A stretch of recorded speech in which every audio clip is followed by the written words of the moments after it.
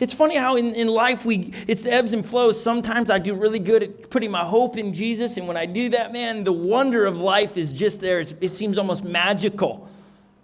I love what one of the authors in the Bible says, that when we figure out the wonder of who Jesus is, that we inherit peace that surpasses all understanding. When we grab a hold of the true wonder of this entire time of year, we are given peace that surpasses all understanding, which means it doesn't make sense. You shouldn't have peace when you are in debt. You shouldn't have peace when there's relationships falling apart. You shouldn't have peace when it's just a messy, messy life. But that's what comes when we grab a hold of the wonder of who Jesus is and truly put the wonder back in that man, Jesus left heaven, was born in a manger. The wonder of the King of Kings and the Lord of Lords was born in a barn. And I know it's this time of year, it's like, yeah, I heard the story all the time. But the problem is we just hear and we do not believe. It needs to move from just hearing to believing. When we believe that Jesus was born in the manger and came to serve and not be served, all the things that it brings the wonder back into the most wonderful time of year, because it's like, I can't believe that he did that. When we begin to then realize the most wonderful time of year is because what if a man did, dying on a cross, rising again, being born in a manger, served you and I when we did nothing for it. And then we are to follow the same. We are to turn around and serve other people. And so our hope is, over this whole series, is to restore the wonder in the most wonderful time of year. And it has nothing, I shouldn't say nothing, it has very little to do with the Christmas trees and the lights and the wreaths and the snow or no snow. It doesn't. See, despite where you live, you still can find the wonder in the most wonderful time of the year, because it is to remind us of what Jesus did. Left heaven. I mean, just imagine the best place here on earth that you love, that you're like, that's heaven on earth. Now imagine leaving that to the worst place on earth. And that will give you kind of a little idea of what Jesus did. He left heaven, came to earth, born in a barn, a stinky old barn. And he served us. And at any point, he could have said, I'm done serving you, because I'm the King of Kings and the Lord of Lords. I deserve it. I can flip this world upside down if I so chose. But he didn't. He remained as a servant. And so we're talking about this wonder in the most wonderful time of year. And I was just trying to think, okay, so where do you kick this off? That's the big principle of this series. And I'm really excited about the next couple of weeks' topics. And I'm really excited about what we're going to do on YouTube, the power of the things you can do with video, illustrating wonder and stuff of that nature. We're really excited about that. And we really do invite you to sit around. It'll be a 10, maybe, we haven't shot it yet, so 10 minutes, 15 minutes of sitting down on a Sunday with your family. We'll create an experience for your entire family, even if they don't go to church. I think they'll enjoy if we can pull it off and we don't get hurt. But that might make a great video. But all of it, we're really trying to bring wonder back to the most wonderful time of year. And I was trying to think, okay, so what is one of the things that takes us away from wonder? And I started making a really long list, and I started realizing, and just as I started thinking, and if you even try to figure out how I think, you sit down with Holly, she hasn't figured it out in 17 years, and it sometimes is a good thing, sometimes it frustrates her. The other day, I was like, I want to go do this, and she just goes, I don't know where you come up with this stuff. Like, where did you think of that? I was like, I just was laying in bed, and the idea came to me, I think we should do this. And she's like, okay, I will watch. Because that sounds risky. I said, high risk, high reward. And she goes, yes, high risk, high doctor bills.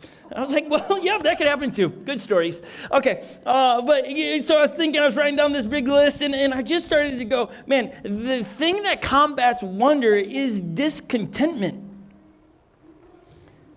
Discontentment is like the opposite of wonder. We get into this uneasy, anxious, I am not content with my life. And I'll be honest, sometimes there is good discontentment. We're going to talk about that. But today we're going to talk about being discontent. Think about it. 2 weeks ago, you took about 24 hours to be thankful. We spent a week or one day, I am thankful, and we moved very quickly. Maybe some of you in that day, you moved from I am thankful to I want a cart full.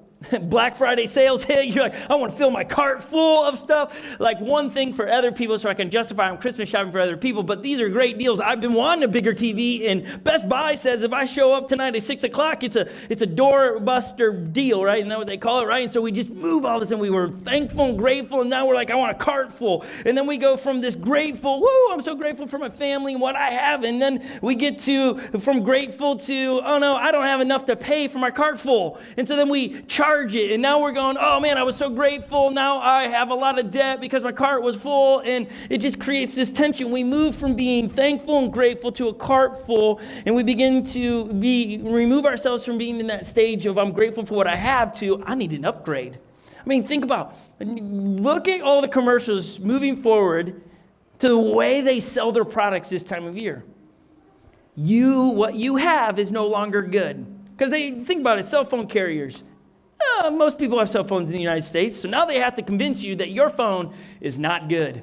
It's no longer good. And I have fallen victim to this so many times. Like, I got you get a good phone and it does everything you needed to do, like make a phone call. And then all of a sudden they came up with a phone that you needed to make phone call and write text messages. I need to be able to text people back in the day. I was like, I got to do that. It seems like I should do that. So I got the phone that could text and call. Then it was like, wait, they make a phone now that I can surf the web on and watch YouTube? Yes, I need that. Now all of a sudden, I need this Pixel phone from Google that I can take a picture of somebody's boots and it tells me where I can buy those boots. I'm like, I need that. Like, hey, can I just take a picture of what you're wearing? I'd like to buy your jeans, and this Google Glass will tell me where to purchase your jeans. Like, come on, they're selling it to me and I'm buying. I'm like, yeah, my iPhone is no longer good. I need the Pixel phone, and I never thought I would have said that before. They've done good. Those guys and women that sit in a room and go, how are we going to market this to people? They sold me on it. I need Pixel Glass. I had no idea I needed this. I didn't know, or Google Glass. I didn't know I needed it. I need it. Life is not good. I find myself,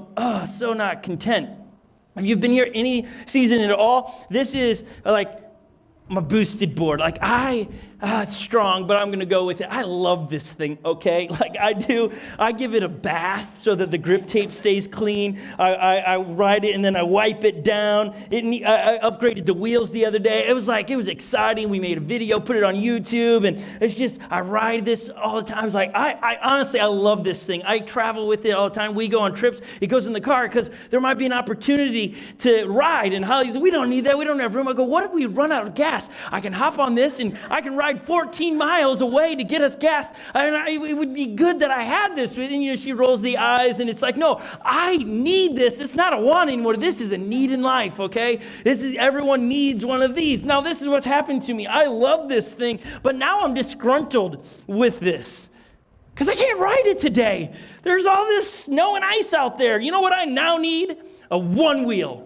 I need a one wheel, and Zach, my good friend Zach here, he rides a one wheel, and he reminds me weekly with videos, hey, I'm riding in the snow this week. He sent me a video this week, and it was all in love. He sent me a video going, hey, I'm enjoying the snowfall. He didn't say anything, actually. I just read between all the video pixels to me. I'm riding, and you're not. And I'm like, I love this thing, but I need a one wheel all of a sudden. It's like, I was so content. Now I'm not content with this thing because it just now is going to sit in my office and wait. I asked, when they asked if we would go to Puerto Rico, I go, can I bring my boosted more so that I could ride it? And they're like, what is that? I was like, are there roads to ride there? And like, yeah, sure. I was like, great. So I was like, well, there's a bright spot. But all of a sudden I need these one wheel because it can ride on snow and on my lake. And I'm trying to convince Holly that I need it. And she just gives me the roll of the eyes like, where do you come up with these things? Like, put snow tires on your skateboard. I was like, seriously, come on. And she's like, I think it work. Anyways, I'm victim of this. So when I'm speaking to us today on discontentment, I'm speaking to myself. I am like the poster child or boy or man or person for this, okay? So when I was reading this, Jesus was speaking straight to me. I was that guy that on Thanksgiving grateful, and then had I not gotten sick on Thanksgiving, I would have had a cart full but I was too sick, and so I'm grateful that I got sick so that I did not get a cart full, and then my life would have been miserable because I did that. But I want to talk about the season of discontentment that is created now. Because if we're all honest when we think about it, there used to be a time, maybe you're too young to know this, there used to be a time where people used stuff till it broke. And then when it broke, They fixed it. They didn't go buy a new one, okay? That's my parents. My parents, they ask us why we don't stay at their house at Christmas when we go home. Like, because you don't have internet. I go, none of our stuff works at your house. We're like, what? Well, we just don't think we need internet. I was like, there's a whole new world out there, folks. Like, they have landlines in their house. Like, my kids go, what is this? Why is there a cord going to the wall? I'm like, it's really hard to explain to you, but that's how people used to talk. They're like, what? Like, my voice travels through that cord into the wall? Where's it go? I'm like, how are you asking these questions when you pick up a mobile device and there's nothing attached to it and your voice magically travels? It's just the mystery of generations. But it used to be a generation of people, we just used stuff till it broke, then we fixed it. It wasn't like, oh, there's an upgrade, I need to upgrade. But we are now in a season of life where we move from I'm grateful and thankful to I'm no longer content. And that robs the wonder of the year. And commercials remind us it's the season to upgrade. You'll see your car runs great, but now you need the new truck because it has Wi-Fi in it. What? No wonder why we have so many accidents. Okay, so moving on. Here's what I want us to do. We are always constantly reminded of what we could have, what we could upgrade, and what we don't have. And therefore, that's what begins to make us discontent. We are more aware in this culture, in Western culture, especially if you travel, you know this. In Western culture, we're more aware of our discontentment than anywhere else. We're brought to things that fuel our discontentment. All the stories I just shared with you are the fuel to discontentment. So what are you going to do with discontentment? Is it just like, oh, I'm going to stop being discontent? It's not that easy.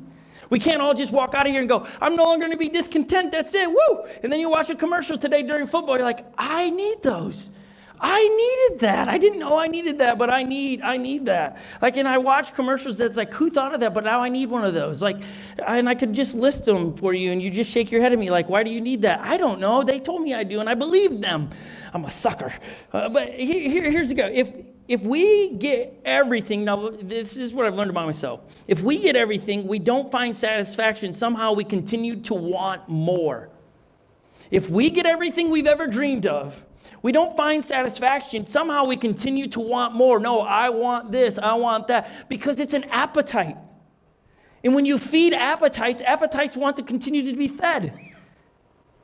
Think about it. You ate breakfast. Most of you, if you didn't, you should. It's healthy to eat within the first 20 minutes of waking up. It gets your metabolism going. You should drink 16 ounces of water. You didn't know you were going to learn that today, but there you go. There's your fitness kind of idea for the day.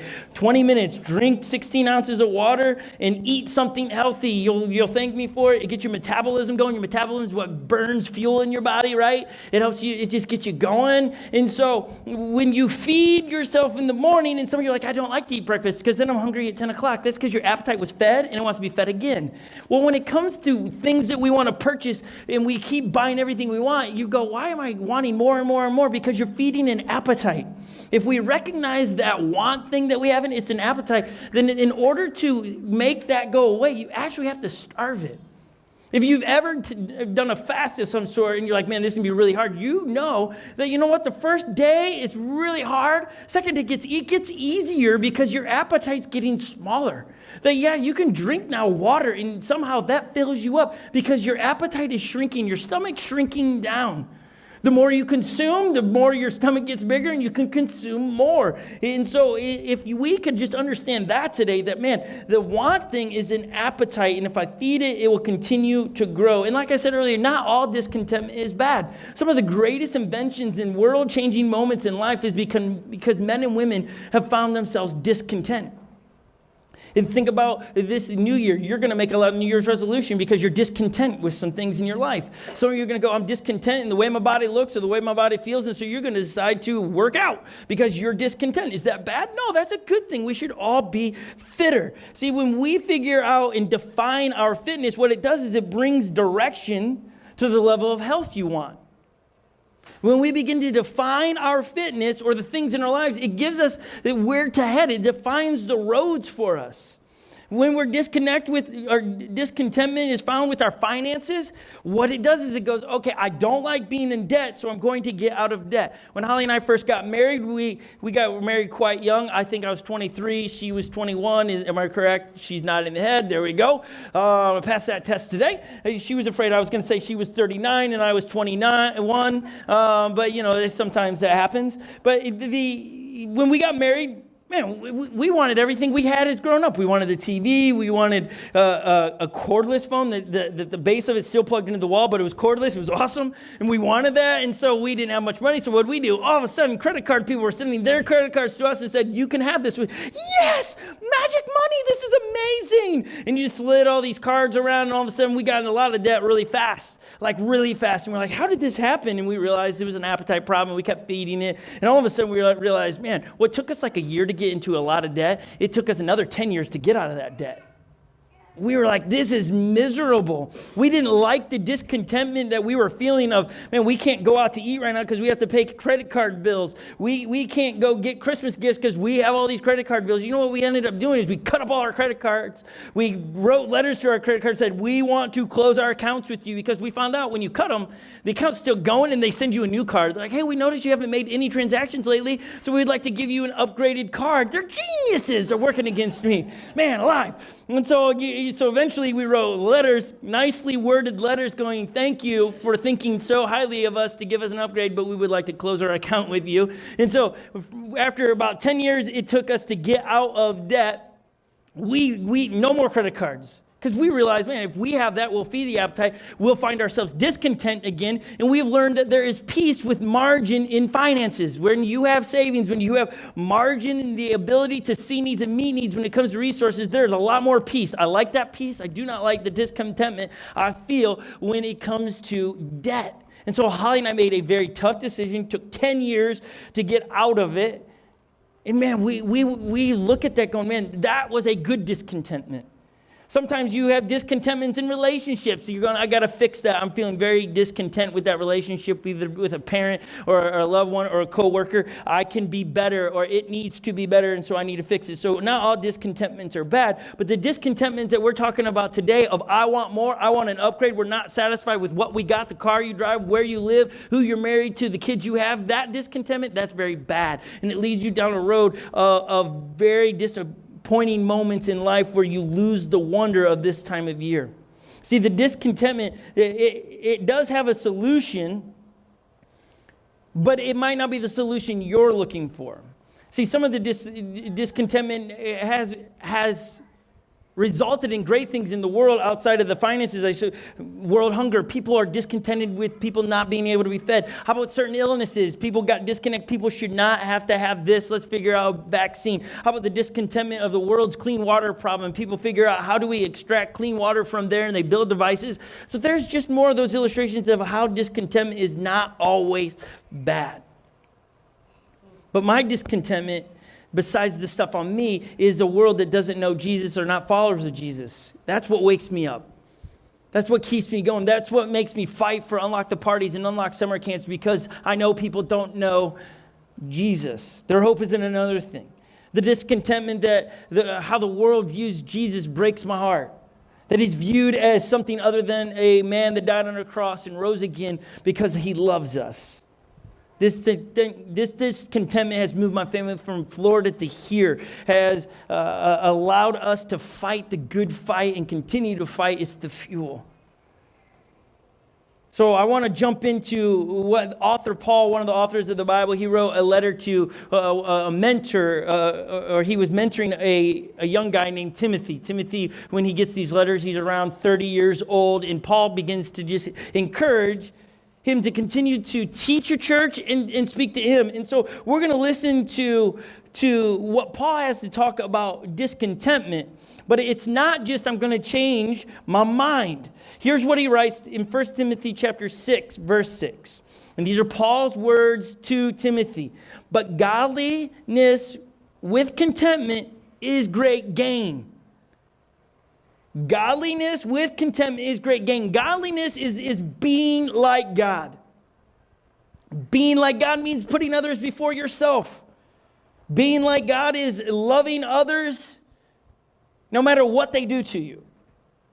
That's where he's talking about godliness. Godliness is being like God, to love others, love your neighbor as yourself. Those things that Jesus talks about all through the New Testament. And so godliness, being like God, married with, put together, brought together with contentment leads to great gain. Doesn't mean, it's not like a one-time thing. Great gain means added to, you continue to get more. When we find contentment, we actually get great things. We gain good things. Contentment is being satisfied with what you have. Where you are in life, where you are right now, you could say, this would be a great test for you. Are you content? Could you honestly say to God, where I am currently in my life, if this is where I remain with no more job promotions, not a raise, a new car, new house, nothing changes ever. God, as long as I have you, I'm content. That's a tough spot to be, because Western culture fuels that little appetite in my mind, in my body, that wants more. And so all of a sudden I'm like, yeah, God, I'm content with you, but a one wheel would be really nice, God. You do give the desires of your hearts to the people, right? Or the desires of our heart, right? And you just start quoting these things because you were trying to look for a way to fuel the discontentment. Now, I mean, if somebody gave me it, or I would be glad to take a one wheel. Just saying, it's not like it's wrote off my Christmas list. It's on there, Holly. It's on there. It really is on there. Okay, so we understand the setup of Paul to Timothy is godliness connected with contentment leads to great gains. In Timothy, Paul continues to write to him, for we brought nothing into the world, and we can take nothing out of the world. And if you're a parent, you've taught this to your kids several times. Hey, what you started with is what you take out of this. But then we spend from the day we're born, almost on the day we're born, to the day we die, trying to consume all we can. All we can consume. We've said it here. Don't assume that all things that come into your life are for your consumption. Not everything that is yours is for you to consume. Don't assume that everything is for you to consume. Sometimes things come into your life that you are just the middleman or woman that is to give it to somebody else. Is to share what you have. That is your time. That could be resources. That could be your stuff. You are managers, not owners of your stuff. You've heard me say that before. Hold your stuff with an open hand. And when God says, hey, see that need over there? They need what you have. Would you give that? When we're managers, it's easy to go, okay. Boom, there you go. Because imagine this, if we take that and we give that to that person that God said give that to, then if we're all doing it right, somebody else behind you sitting there with their hands open, and God's going, okay, that family right there that just did that for them, they need you to give that to them. It's amazing when this system really works. It's like, oh, this is how it's meant to be. That we're not looking for ourselves of what can I consume. We're looking, what can I give away? What can I do for that family? What can I do for that neighbor? And Paul's trying to bring into context here, he's trying to bring our value is not in what we have. Western culture says you're valued by what you drive, what house you live in, what job you have, what promotion you have. That's Western culture thinking. And again, I want us to be successful. We talk about success here, and we talk about not living an average life. I believe God has big plans for us. I really think that if we're being faithful with a few things, God brings increase. You know what? I don't even think that. I know that because I read that's what Jesus says. So we're not talking about being some version of this other than what Jesus is saying and what Paul is writing here. He's just trying to say, hey, your value is not what you have. Your value is just simply that you were made in God's image. That's your value. You were already at value when you were born. So that should be a pretty big deal to us. If we could get our kids to just know that they're valued before they ever get anything, before we learned about their talents and how smart they are, or whatever those things that make them really awesome, they are already at premium price when they were born. And then the life they live all the way to it's not about what they have. Think about this. You are not defined, your life will not be defined by what you leave behind in stuff. That is not how you will measure life. We don't measure life that way. I can't speak for all of you, but I would assume you've never showed up to a funeral, and at the funeral they have the stuff that person owned right next to the casket, and just saying, hey, just so you know, this person was a really cool person. They owned all of this stuff right here, and here's a picture of their house they owned here and there and that and all of this stuff. No one talks about that. People talk about what they leave behind in changing lives, in what they gave away, actually. Think about Paul. Paul is an author of a lot of the New Testament, and the thing that I love about Paul is that Paul was super wealthy at one point in his life. Super, super wealthy. Historians outside of the Bible point to how wealthy Paul was. He was wealthy. He had a pristine job. Then he finds Jesus, and he realizes not that wealth is bad.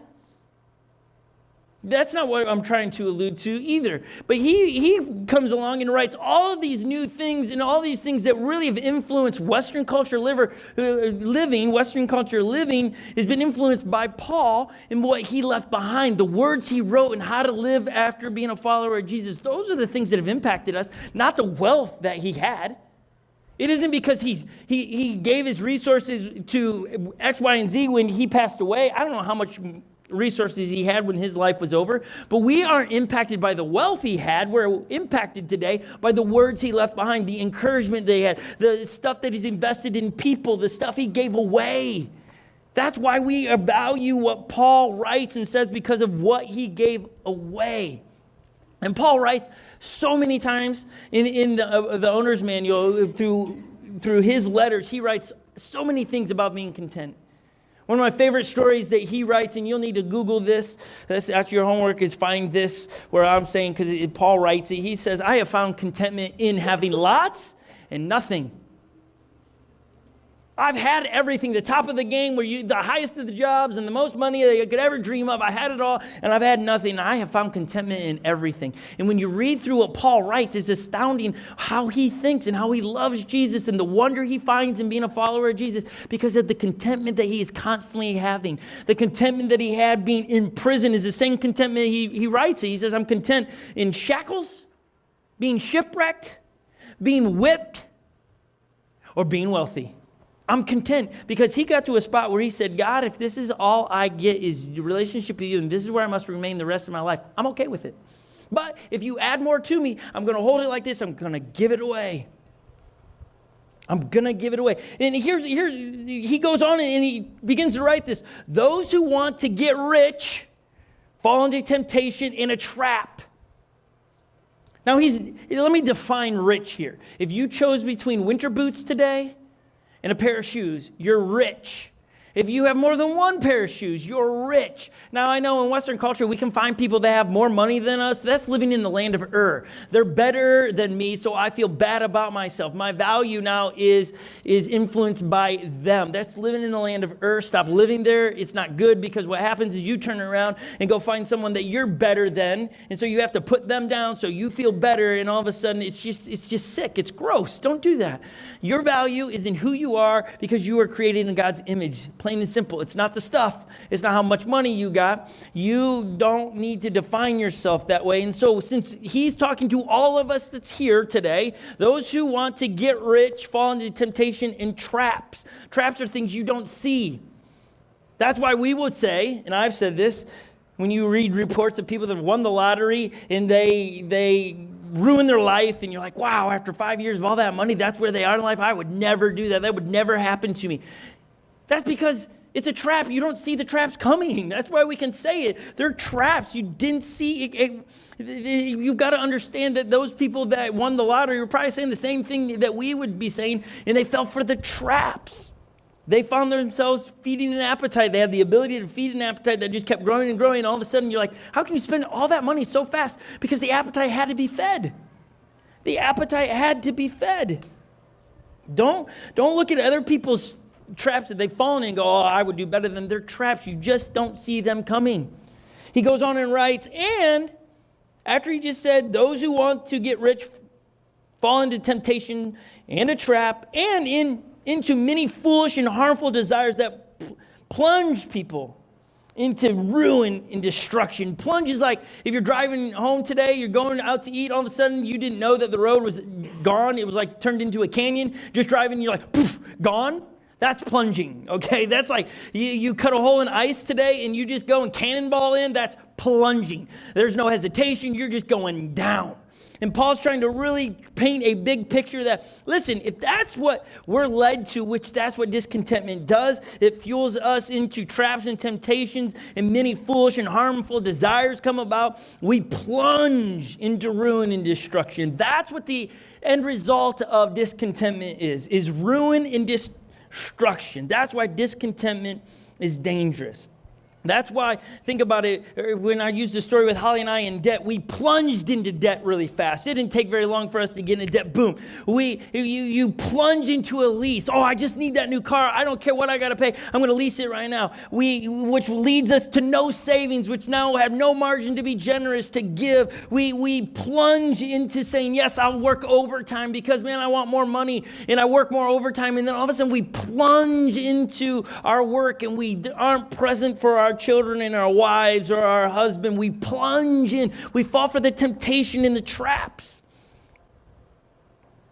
And then you look around and go, how did I end up here? It's because the appetite had to be fed. It's because the trap was sprung. They're traps. You don't see them coming. When you trap animals, you catch the animals when they don't know there was a trap there. You hide them. You don't see these. So Paul's trying to bring us to going, listen, red alert. And he continues on, for the love of money is a root of all kinds of evil. Let me pause there because this gets translated a lot all wrong. Jesus did not say that. God did not say the love of money is not saying that it's evil. Here, I'm going to read it again and listen to it. For the love of money is a root of all kinds of evil. A lot of people read it like this. The love of money is evil. Okay, no.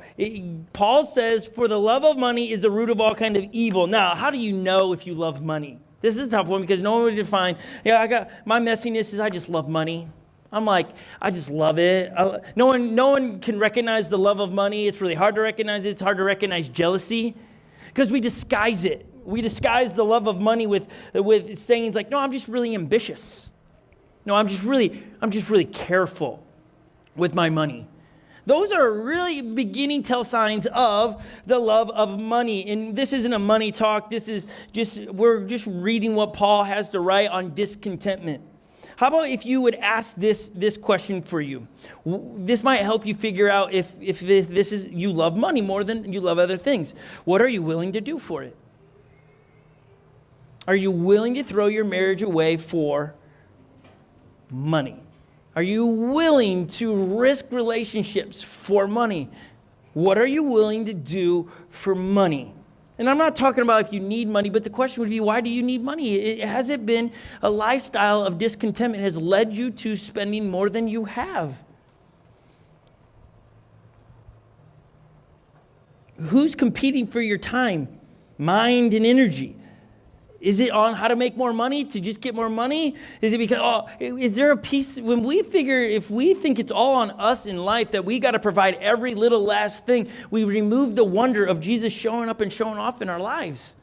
Some of being a follower of Jesus is to trust Jesus, is to put the trust back in Jesus, to put Jesus in the driver's seat so that when we say things in our lives going, okay, this is what we're trying to do, but we need Jesus to show up and show off. And when he does, guess what? You point people to Jesus. Is a magical moment. And I'm not saying that to be unwise. You hear me on that. There is a smart way to do that. It isn't like, oh yeah, we'll give all our money in our house away and then Jesus is going to show up and give us a new house and all this kind of money. That seems a little unwise, okay? If Jesus is saying to you, ask him for some photo identification, because just to make sure that's not where my heart is going. I'm not trying to swing some pendulum to extremes here, to be dirt poor or to be super, super wealthy. There is this tension to be managed in here, what Jesus is saying to you. And so he goes on, some people eager for money have wandered from faith and pierced themselves with many griefs. Meaning they take on griefs that they did not have to. When Holly and I were going after all that stuff with money and we wanted more and we needed more to pay off the debt, man, we were eager to do anything for money. And all of a sudden we found out we had no time because we're trying to make all this money to pay for our debt. And all of a sudden guilt was sitting on us. We didn't get to see each other as much. We're like, we can't even buy a house if we wanted to. It was just a mess. It was a super messy time in our lives. I never want to go back to there. And if I could keep young married families from doing that, my goodness, just avoid debt. And then Paul continues, but you, talking to you and me, man of God. Now listen, don't go, well, he's just talking to man, just so one-sided. He's talking to Timothy, right? So it's a letter to Timothy. That's why he says man of God. But if he was writing to you, he'd say woman of God or child of God. So he's talking to all of us. Flee from all of this and pursue righteousness, godliness, faith, love, endurance, and gentleness. And that's the antidote to discontentment. That's it right there, is to flee from discontentment and pursue the opposite things. To pursue the opposite things of discontentment, which is righteousness. We said a couple weeks ago, righteousness is being in right thinking like Jesus would think. Godliness, we already talked about being like God. Faith is to trust Jesus will show up and show off. Love is to ask the question, what does love require me to do? Endurance is to keep Jesus number one in our life. And then gentleness, to be calm in every state of life. To be calm. That is a lot of work to do. That is valuable. That will change your life. That will move you from a season of discontentment to being content with what you have, and you'll watch your life change from the inside out. And that's where we leave you. Is if you find yourself discontent in any area in your life, you need to run to this part of the verse in 1 Timothy chapter 6, verse 11. But you, person of God, flee from all of this. Run from all of that. Run from it. Don't even hesitate. And pursue the opposite. You put the opposite things in. That's how we combat discontentment. And I'm trying to figure out what that means with the boosted board. And one wheel is still, just really, but here's what I do know is that you're going to go home and you're going to get hit in the face with all these are just from the last couple days. Like Friday, I was like, I need these things that, I didn't know that there were shops in Maple Grove. Now I feel like I need to shop in Maple Grove. I had no idea that I needed a giant cookie, but I look at the picture, I'm like, I need giant cookies. I didn't know, and then they have a free coupon for something else when I go get the giant cookie. Thank you for doing that for me. I didn't know I needed fuzzy slippers, but when I look at this, I'm like, man, my slippers are not as fuzzy as those. They're kind of worn out, but they seem to keep my feet warm. But this has made me discontent. B&H Photo, I love camera gear. I'm a tech guy. We built this great light in our office that we use. It lights everything perfectly. But now all of a sudden they got these lights. I'm like, I need these lights. They're little. They're modern. Mine's built with wood. It just keeps making me discontent. It just does. And here's the tension to be managed. And this is all going to be different for all of us. And my hope is that you fight the battle. So would you close your eyes and ask Jesus, what is he saying to you today? And what are you going to do about it? Jesus, may we move from discontentment to contentment in every area in our lives, and may we process this through the lens of you. May we put the wonder back into the most wonderful time of the year by being reminded about what it is truly about and being content with you and you alone, that we could move to a spot over the next season in our life where if we just simply have you and everything that is status quo in our life, we would find some kind of contentment in that. And Jesus, those things that are genuine, like healthy discontentments in our lives, relationship issues, debt, things of that, may we move to a direction that would bring solutions to those areas. May you speak very loudly to us, and may we know what to do. Jesus, we love you. We thank you for you being born in a manger this year. It's an amazing story. So as we unpack this over the next few weeks, may we be better for it. Jesus, we love you in your name. Amen.